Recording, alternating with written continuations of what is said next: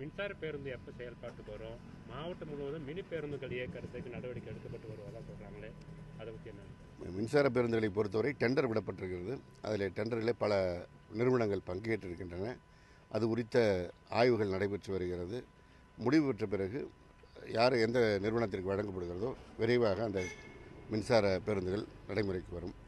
Mini பேருந்துகளை பொறுத்தவரை கடந்த காலத்தில் தலைவர் கலைஞர் காலத்தில் கொண்டு வரப்பட்டது. இடையிலே அதிமுக ஆட்சி காலத்தில் அவை சரியாக அவற்றிற்கான சலுகைகள் வழங்காத காரணத்தினால் பல இடங்களில் நின்று போயிருக்கிறது.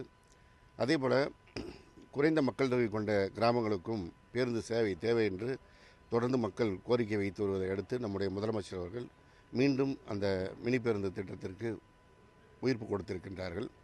அதற்கான புதிய கொள்கை வரைவு திட்டம் தயாராகி வருகிறது.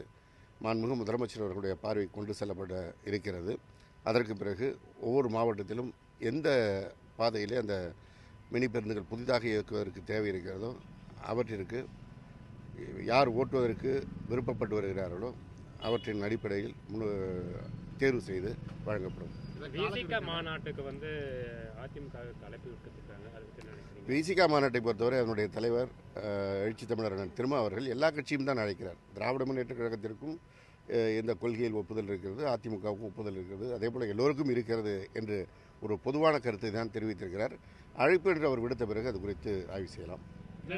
அதிமுகவிற்கு இதுக்கு தார்மீக உரிமை உண்டா அந்த மாநாட்டில் கலந்துக்கிறதுக்கு? ஏன்னா டாஸ்மாக் அரசு நிறுவனமாக உருவாக்குனதே அதிமுக ஆட்சி காலத்தில் தான். அதாவது தமிழகத்தில் மதுவிலக்கை கொண்டு வந்தவர் தலைவர் கலைஞர், மீண்டும் மதுக்கடைகளை கொண்டு வந்தவர் எம்ஜிஆர், அதற்கு பிறகு அதை அரசு நிறுவனமாக்கியவர் ஜெயலலிதா.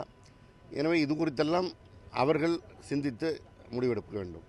எப்பொழுதும் இல்லாத அளவுக்கு முதலீடு அமெரிக்கா சென்ற முதல்வர் கொண்டு வந்தது குறித்து தொடர்ந்து நம்முடைய தமிழ்நாடு முதலமைச்சர் அவர்கள் தமிழகத்திற்கு புதிய முதலீடுகளை கொண்டு வந்து அதன் மூலமாக வேலைவாய்ப்புகளை உருவாக்க வேண்டும் என்று தான் பதவியேற்ற நாள் முதல் கொண்டு முயற்சி எடுத்து வருகிறார்கள், நடவடிக்கை எடுத்து வருகிறார்கள்.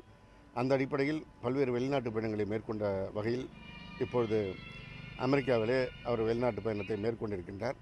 நாம் ஒவ்வொரு நாளும் பார்க்கிறோம், புதிய ஒப்பந்தங்கள் கையெழுத்திடப்படுகின்றன. ஆயிரக்கணக்கான கோடிகளுக்கு முதலீடுகள் வருவதற்கு முதல்வரிடத்தில் ஒப்புதல் அளித்திருக்கிறார்கள். இது தமிழகத்தை ஒரு புதிய முன்னேற்ற பாதையில் கொண்டு செல்லும் என்பதில் எந்த மாற்று கருத்தும் இல்லை.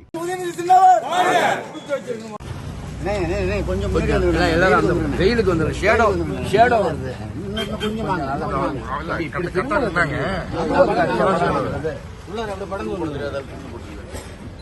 கொஞ்சம் பின்னாடி கை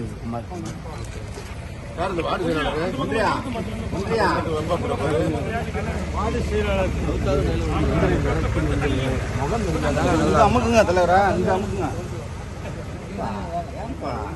கொஞ்சம் உள்ள ஒரே ஒரு படம் எடுத்துட்டு போயிருக்கோம்.